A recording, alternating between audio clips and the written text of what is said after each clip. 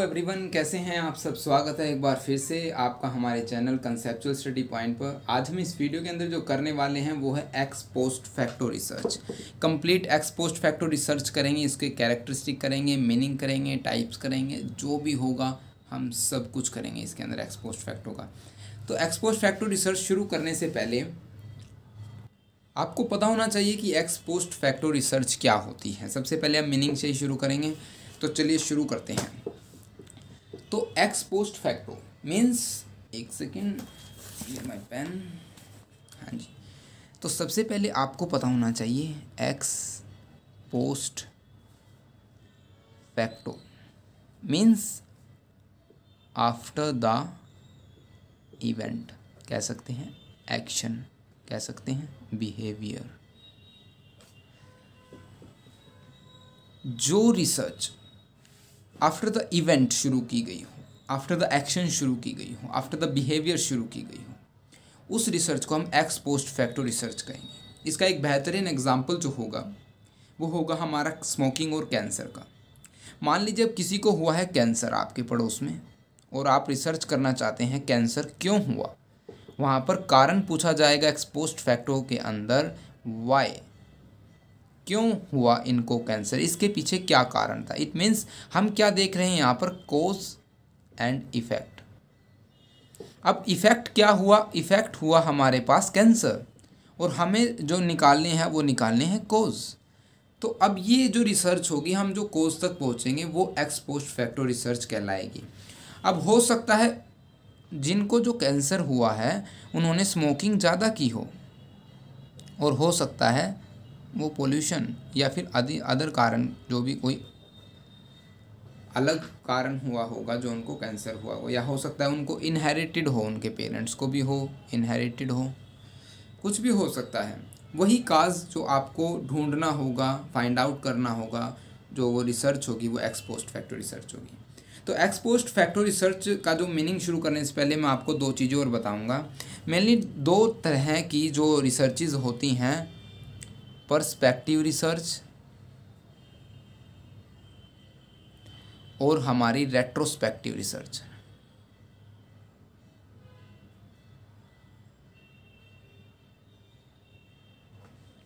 अभी perspective research क्या होती है, अभी देखिए उसी एग्जाम्पल से समझते हैं। अभी मैंने जो दिया वो स्मोकिंग का एग्जाम्पल दिया। मैंने कहा इनको जो कैंसर हो गया, और अब हमने इनको जो क्या कैंसर हुआ है, क्यों हुआ है, भाई इफ़ेक्ट था कैंसर, काज हम ढूंढेंगे, काज हमको फाइंड आउट करने होंगे। लेकिन जो पर्सपेक्टिव, जो स्टडी के अंदर, जो पर्सपेक्टिव रिसर्च के अंदर होता है वो क्या होगा कि एक्सेस स्मोकिंग, अब हमने बोला excess smoking may be lead to cancer, हो सकता है उनको कैंसर हो जाएगा। तो हम क्या करेंगे यहाँ पर, हम जो अपने रिसर्च के अंदर वो जो उन व्यक्तियों को लेंगे, उन सैंपल्स को लेंगे जो स्मोकिंग ज़्यादा करते हैं। अब जिनकी स्मोकिंग ज़्यादा है, after particular period of time, 4 साल, 5 साल, 6 साल, 7 साल, 8 साल, और फिर हमारा जो रिज़ल्ट आएगा, क्या स्मोकिंग, एक्सेस स्मोकिंग के कारण है जो कैंसर होता है क्या नहीं होता। तो वो तो हो गया हमारा पर्सपेक्टिव रिसर्च एक पर्टिकुलर इंटरवल के बाद। लेकिन यहाँ पर कैंसर हो चुका है, जो रेट्रोस्पेक्टिव जो रिसर्च होती है वो वापस चलती है, मतलब बैकवर्ड, वही काज एंड इफेक्ट। जो एक्स पोस्ट फैक्टो रिसर्च है ये रेट्रोस्पेक्टिव रिसर्च के अंतर्गत ही आता है। तो चलिए अब हम इसकी जो डेफिनेशन समझते हैं। X post facto research that examine past occurrence, जो क्या करेगा, एग्जामिन करेगा जो इतिहास में जो हो चुका है, मतलब जो पास्ट में हो चुका है, इतिहास ज़्यादा मैंने बोल दिया, जो पास्ट में हो चुका है, in order to understand current state को समझने के लिए। एग्जाम्पल जो स्मोकिंग और कैंसर का है। अभी जो कैंसर को समझने के लिए हम ये देखेंगे उनको है जो किस वजह से कैंसर हुआ, तो पास्ट अक्रेंस को समझेंगे। This type of design involves both A dependent variable, अभी इनके अंदर डिपेंडेंट वेरिएबल भी होते हैं, इंडिपेंडेंट वेरिएबल भी होते हैं, लेकिन जो इसकी मेन खासियत है वो क्या है, investigator can't manipulate the letter, उनको मैनिपुलेट नहीं कर सकता, उनको चेंज नहीं कर सकता, वो सिर्फ रिज़ल्ट पर फोकस कर सकता है। एक्स पोस्ट फैक्टो का मीनिंग आफ्टर द इवेंट होता है, जैसे कि एग्जांपल एक और हमने यहाँ पर दिया है, यदि रिसर्चर है, इंटरेस्टेड है रिसर्चर किसको इन्वेस्टिगेट करने के लिए, टीवी एडवर्टाइजमेंट को, अगर जो पर्टिकुलर टीवी एडवर्टाइजमेंट कंज्यूमर के बिहेवियर पर क्या फ़र्क डालती है ऐसा। लेकिन अब यहाँ पर एक चीज़ नोट करने की है, ये हो सकता है कि जो हमने टीवी एडवर्टाइजमेंट दी है वो जिसने देखी है और जिन्होंने नहीं देखी। अब देखना और ना देखना ये अब है जो हम इनको कंट्रोल नहीं कर सकते, हम इनको मैनिपुलेट नहीं कर सकते। टीवी एडवर्टाइजमेंट रिलीज़ होने के बाद हम टीवी एडवर्टाइजमेंट को कंट्रोल नहीं कर सकते। तो यहाँ पर है जो ये एक्स पोस्ट फैक्टो रिसर्च के अंदर आ जाती है कि भाई a group of participant who saw the advertisement and a group who did not, yet researcher has a no control over which specific people have actually viewed the advertisement। उनका कोई control नहीं होता उन जो लोगों पर जो देखते हैं या नहीं देखते। देखिए delinquent behaviour of a child, आपराधिक, कब बच्चा अपराध करने लगा, उसके क्या कारण है। एक बच्चा है जो गुंडा बन गया, गैंगस्टर बन गया, उसके क्या कारण रहे। अब वो बन तो गया, उसके कारण क्या हो सकते हैं ये उन्होंने देखा। उसके कारण उसके पीयर्स का अफेक्ट हो सकता है, उसकी फैमिली हिस्ट्री हो सकता है, उनके फैमिली में उनके कोई चाचा या ताऊ है जो वो गुंडा हो, या फिर है जो स्कूल के अंदर उसको ऐसा एनवायरनमेंट मिला हो, लेक ऑफ डिसिप्लिन हम बोल सकते हैं, या फिर उसकी सोसाइटी देख सकते हैं, उसका एनवायरनमेंट देख सकते हैं। ये उनके कारण हो सकते हैं जो कि अफेक्ट कर सकते हैं बच्चे के बिहेवियर को। यहाँ पर जो डेलिक्वेंट बिहेवियर है वो डिपेंडेंट वेरिएबल है। डिपेंडेंट वेरिएबल क्यों, अगर ये चेंज हो जाते तो इन पर है जो फ़र्क पड़ता, उनके बिहेवियर पर फ़र्क पड़ता। लेकिन अब वो है जो गैंगस्टर बन चुका है, अब वह जो उसके जो हम बिहेवियर के अंदर चेंज नहीं कर सकते, हम सिर्फ कॉन्क्लूड कर सकते हैं। यहाँ पर हम क्या कर सकते हैं, कॉन्क्लूड कर सकते हैं। हो सकता है वहाँ पर लेक ऑफ डिसिप्लिन उसको स्कूल के अंदर मिला हो, डिसिप्लिन ना रहा हो, तो है जो ये भी कारण हो सकता है उसके डेलिक्वेंट बिहेवियर का। और एक और एग्जांपल हम ले सकते हैं, जो हमारे पास दंगे होते हैं। मान लीजिए दंगे हो गए, अब क्यों हो गए दंगे, इसका कारण वाई, इसका कारण हो सकता है कोई इकोनॉमिक कंडीशन रहा हो, या हो सकता है कोई सोशल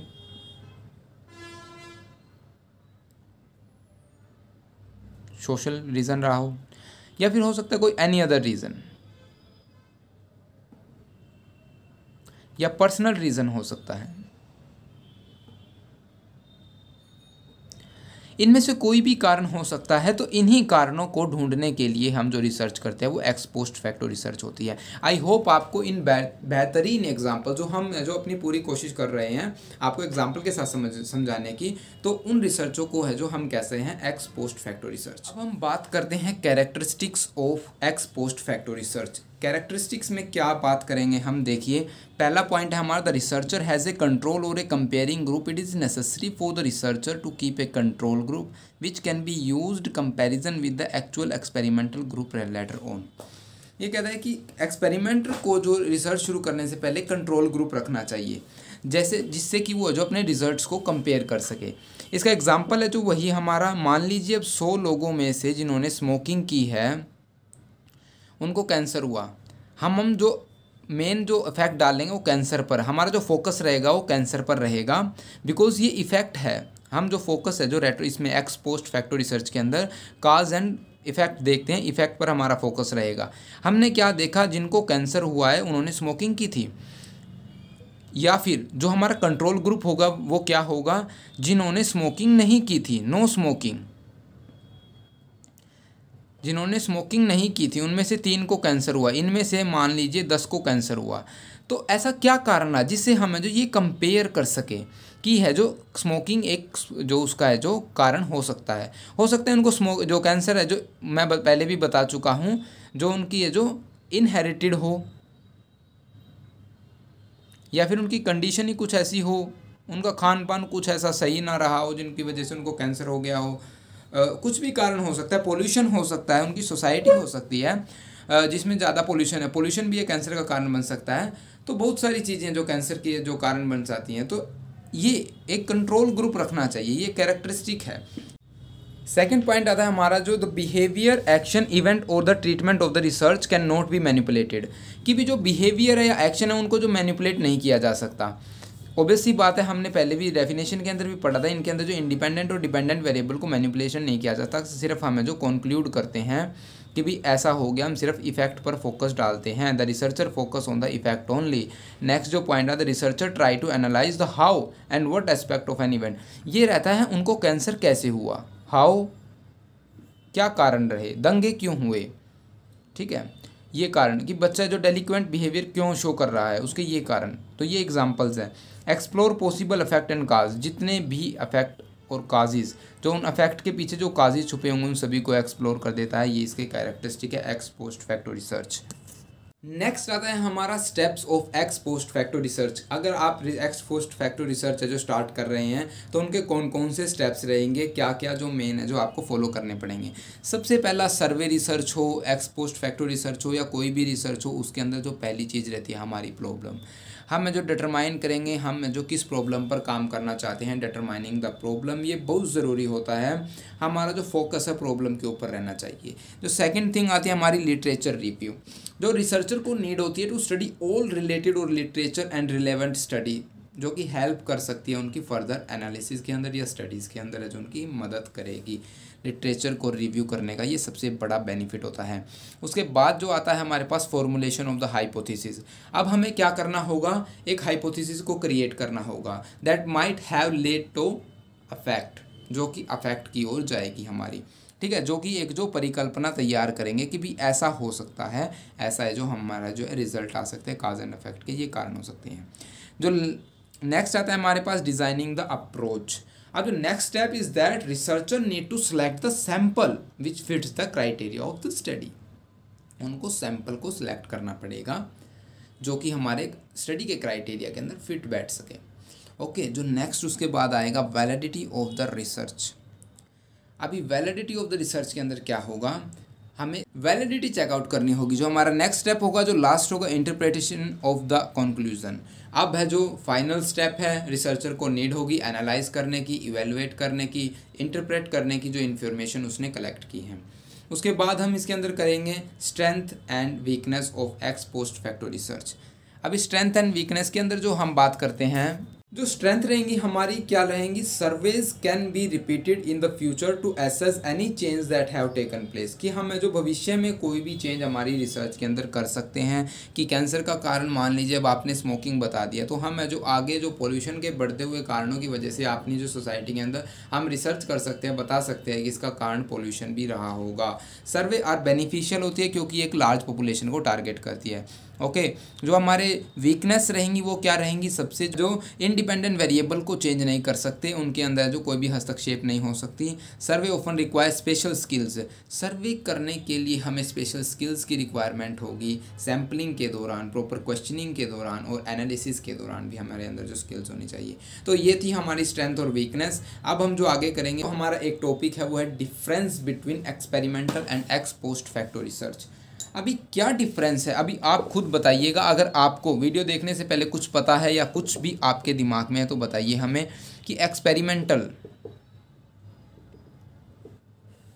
एक्सपेरिमेंटल रिसर्च का जो मैं एक एग्जांपल देता हूं। अब आपने क्या किया है, जो अपने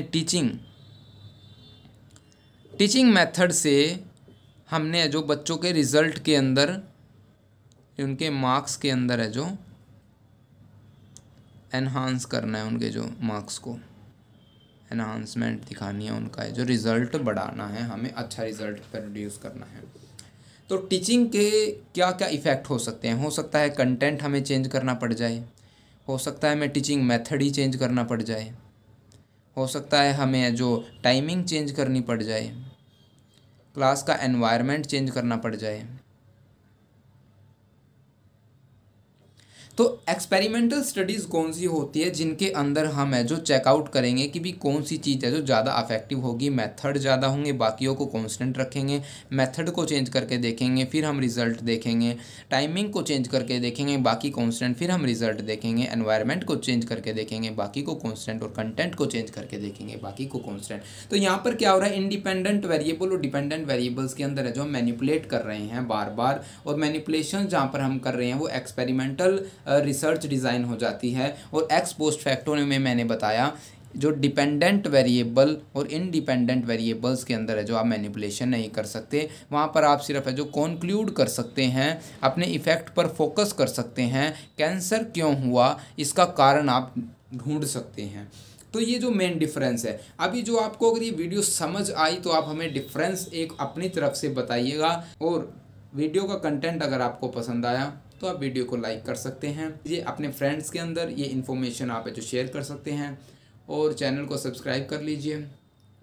thank you for watching this video, best of luck for your papers, have a nice day.